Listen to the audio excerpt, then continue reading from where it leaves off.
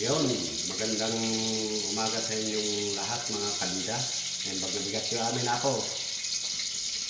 Ito, magluluto yung bida ninyo ng ulam para sa tanghalian.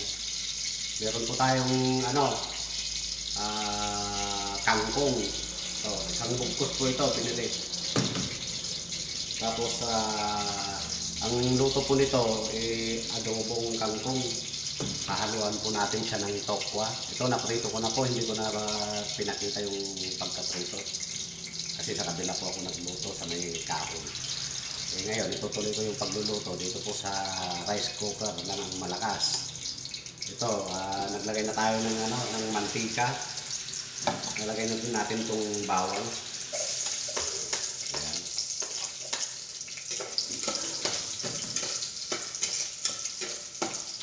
Sunod na rin natin itong sibuyas.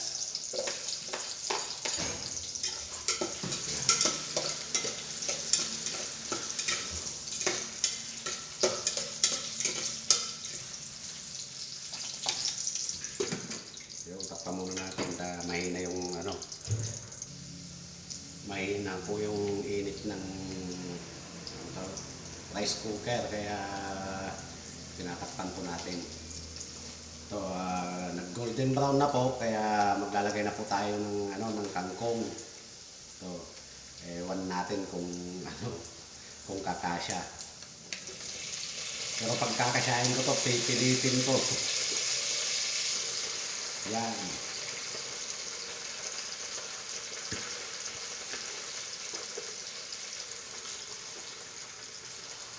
Siksik natin ng kasi kapag naluto naman na to, bababa na tong tawag nito, kangkong. Pag naluto to, konti lang. So, maglalagay na rin tayo ng soy sauce. Yan, sabay-sabay na yan.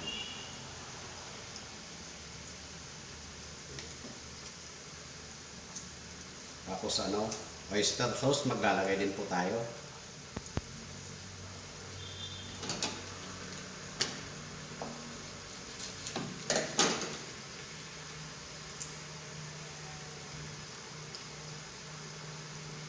Kalahati lang. Itong suka, mamaya na po. Para hindi siya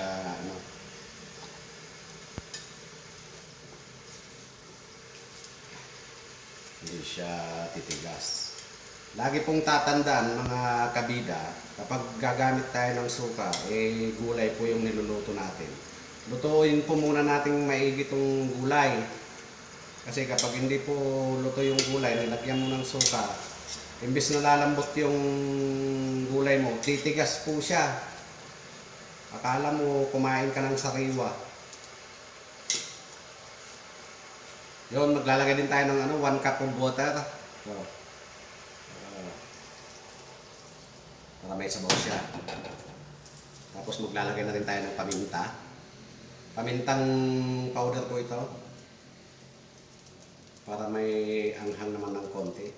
Tsaka nagbibigay din ng bango. Yan.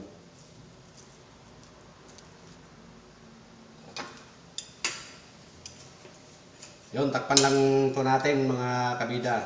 Antayin lang natin na lumambot yung kangkong. Ito, habang pinapalambot natin yung kangkong, may kunting katanungan lang po ang bida ninyo. Bakit kaya pag tumaas ang presyo ng bigas, nagre-reklamo po ang mga tao? Samantalang pag mga alak, sigarilyo, kaya naman po nilang bilhin. Ba't yung bigas pag tumaas, sobrang reklamo po ng tao. O kaya ang daming comment. Kung baga sa Facebook, yun ang trending na comment pag na hindi daw kawawa daw ang mga tao. Pag alak naman, nakakapag naman sila. Kaya naman nilang bilhin. Yun lamang po, tuloy na natin yung pagluluto. Yun, check natin. Yun, tignan nyo, kumasya na lagyan na natin siya ng pampalasang iba. Ito, magic sarap, gamit natin. Tapos, ipaibabaw na rin natin tong tokwa, mga kabida. Ayan.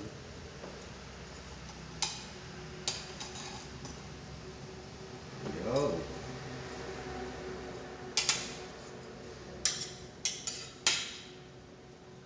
So, ganito lamang po mga kabida.